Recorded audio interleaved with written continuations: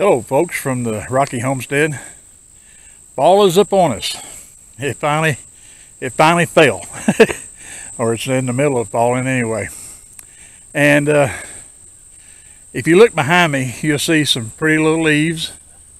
And what that is sassafras.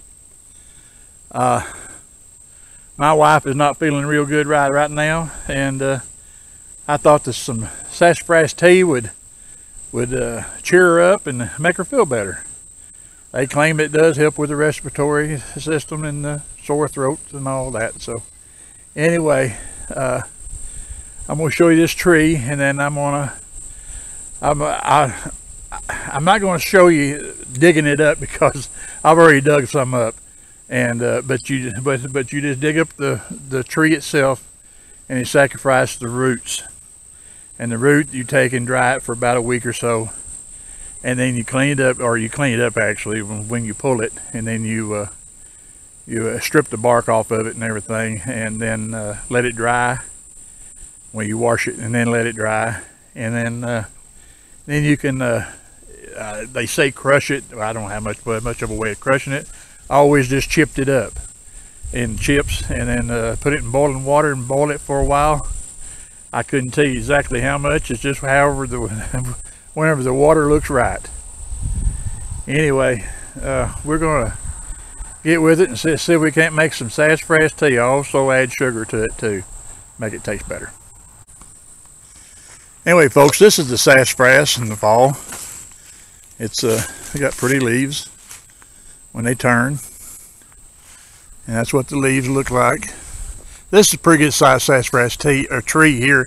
This is my front yard, right out close to the highway from my front yard. But anyway, you take and dig it up.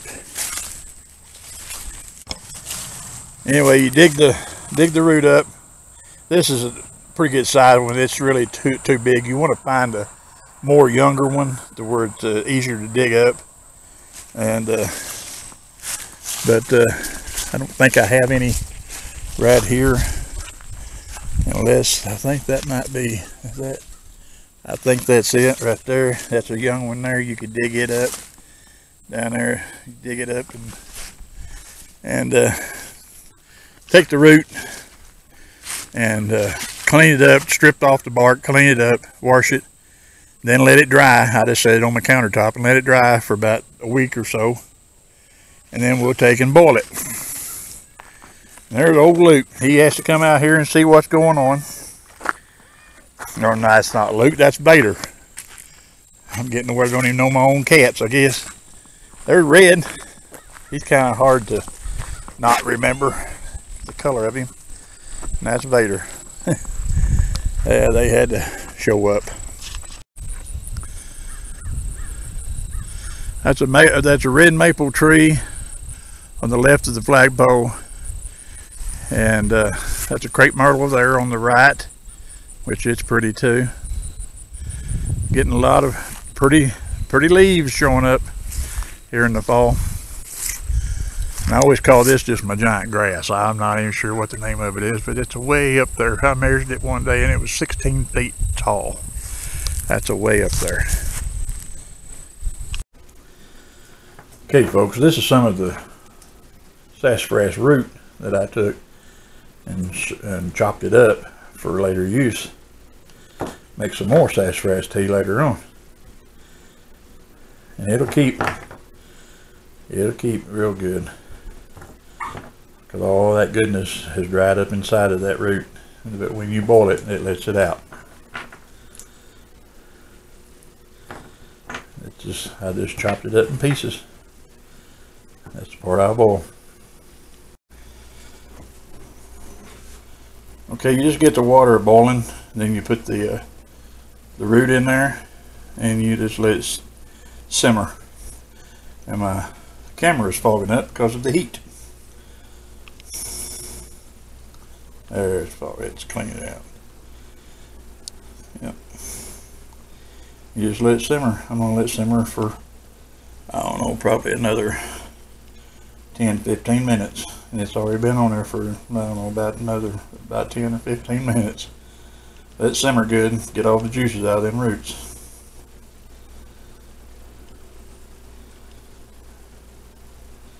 This should make Miss K feel a little better.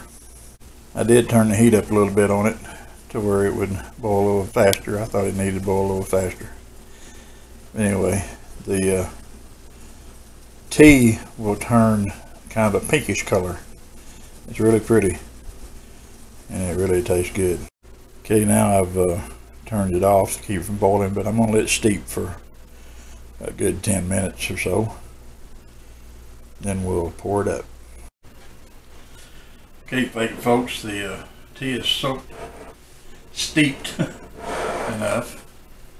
This is my gallon jug that I'm going to put it in. I've got 3/4 of a cup of sugar in it, and I'm hoping that that's enough and not too much, but I think it worked.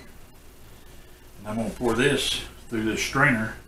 All this is a strainer that I use for my goat's milk, and strain out all the chips and stuff that was in it.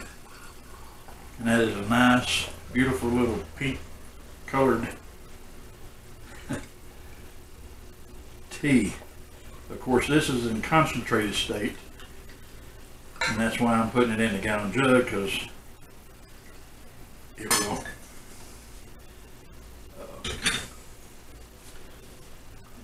I will dilute it down, and then we'll have our nice hot sassafras tea. I'll take this a little bit to go ahead and go on through. It's alright. Get all that old impurities out of there.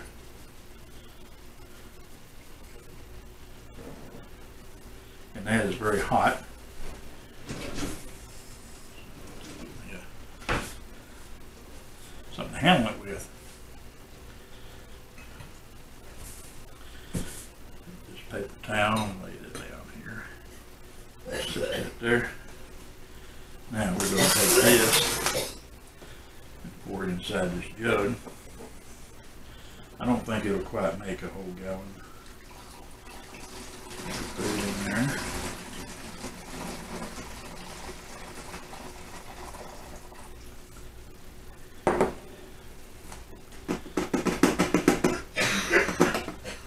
And I'm going to put a little bit of water with it. That's my wife in there. She's coughing because she's sick. Bless her heart. I was sick before her, and I guess she caught it off of me. I'm going to blame me with it anyway.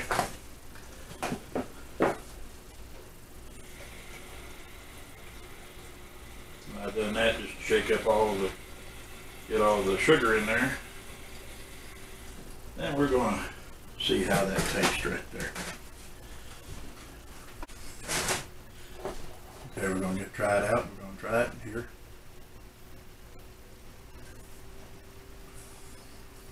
That's pretty good drinking. Now I'll have to get something a little hotter for my wife. Try it out. And see if she likes it. And I think she will. Okay, my wife wanted me to tell y'all that she is very sorry that she's not on here, but she's sick and she just does not want to be on camera, and I don't blame her one bit. So she wanted me to tell you that it is very good tea. I heated up half a cup of it for her, and she's in there sipping on it now. And but she just wanted me to tell you that she's sorry, but she's not on here. But she will be in the future. She'll be on camera from time to time. But anyway, that is how I make my sassafras tea. And I just want you to be sure, if you go out and get some sassafras root, that make sure that it is sassafras root, and not something else that would make you sick. But anyway, a lot of old timers used to drink it all the time. and swear by it. But that's just the old-timey way of doing it, and I just thought I'd show you that. And I'm glad you stopped by the Rocky Homestead and watched me make this tea. And so I'm gonna leave now, wishing you all the good luck in the world, and may the good Lord bless and keep you until we meet again. And this is Jeff with the Rocky Homestead saying bye-bye.